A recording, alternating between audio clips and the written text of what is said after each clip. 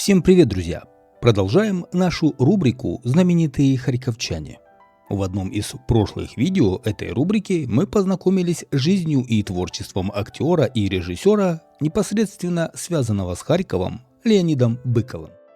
А сегодня познакомимся еще с одним знаменитым харьковчанином, хирургом от Бога Александром Мещаниновым. Октябрь 1941 год. Холодная гора. 9-я больница, превращенная в госпиталь, переполнена ранеными солдатами и офицерами, а также жителями, пострадавших от бомбардировок и обстрелов.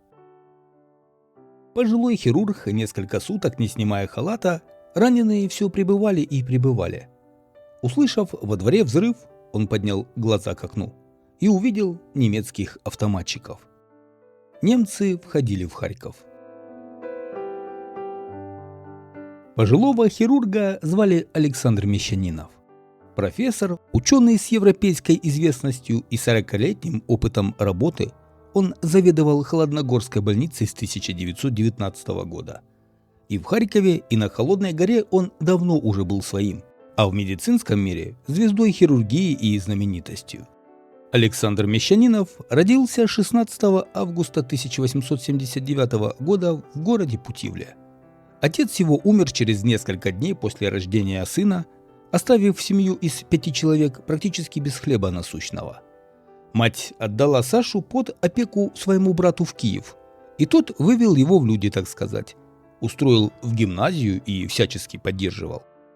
Именно в гимназии Саша выбрал дело своей жизни. Закончив в 1904 году медицинский факультет Киевского университета, работал в земских больницах, в разгар войны с Японией становится хирургом передвижного фронтового госпиталя. Впоследствии работал в Сумах главврачом уездной больницы. С началом Первой мировой войны вновь был мобилизован в армию и возглавил Сумской госпиталь Красного Креста. В 1919 году переехал в Харьков и возглавил больницу номер 9, расположенную на Холодной горе.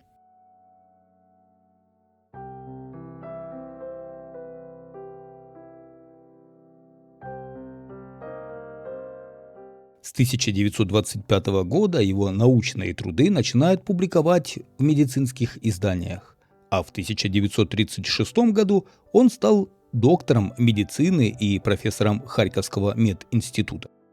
При этом жители Холодной горы знали, что они в любой момент могут постучаться в двери одноэтажного профессорского дома рядом с больницей и получить помощь, иначе быть просто не могло. В октябре 1941 года иначе тоже не могло быть.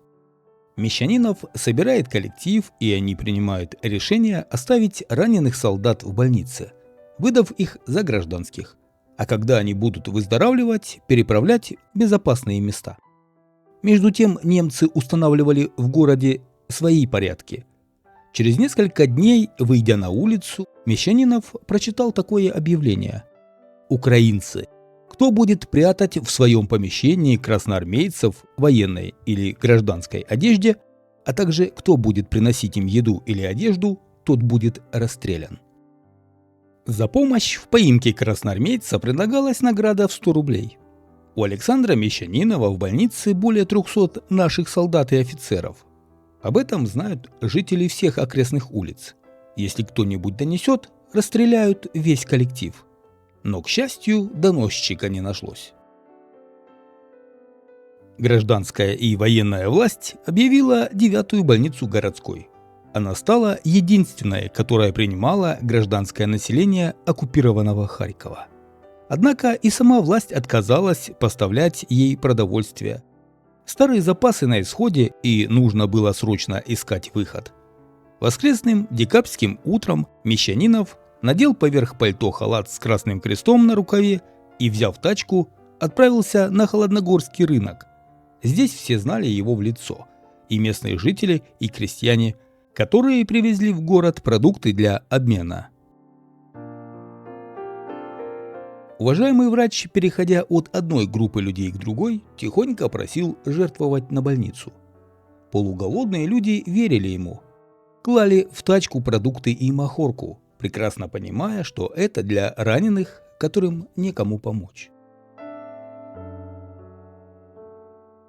Авторитет врача, завоеванный в течение многих лет, сработал. В больницу стали приходить люди и приносить еду. Постепенно вокруг коллектива медиков образовался актив домохозяек, которые жили неподалеку. Они распределяли продукты, варили еду, кормили раненых. Получали гражданскую одежду, готовили легенды на случай проверки больницы немецкими врачами, что происходило довольно часто. Постепенно раненые выздоравливали.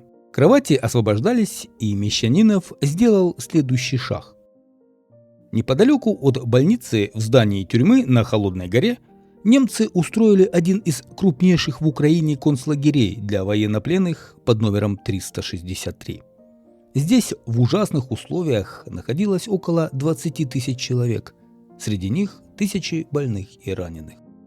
Ежедневно от голода, холода и болезней здесь погибало 150-200 человек.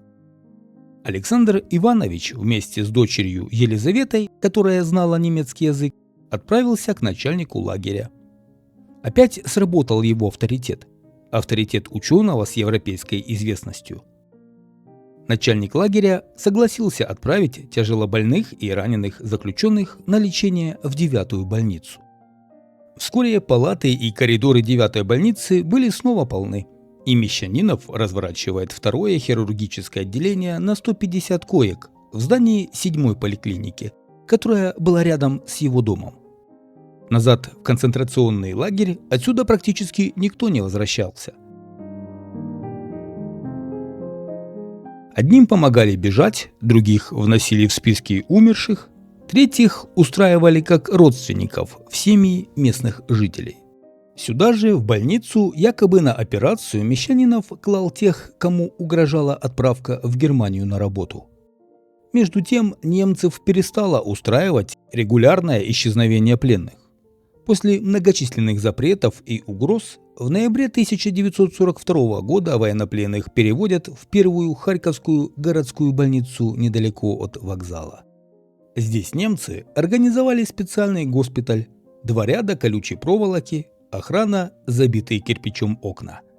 Здесь тоже было мало надежды на жизнь, а еще меньше на свободу. Мещанинов делал операции не только гражданским, но и, конечно же, военным. И вот как-то медсестра сказала, что пришли немцы. Врач все равно остался на операции, сказав, что все здесь гражданские и они больны тифом. После этого немцы ушли. Медики спасали людей по зову души и сердца. В условиях деорганизации и разгрома партийного подполья благодаря Мещанинову в Харькове фактически возникла подпольная организация, которая помогала множеству людей. После войны в конце 1940-х годов во время ремонта под половицей нашли список тех, кто лежал в одной из палат больницы, а ниже приписка «Нам помогал профессор Мещанинов».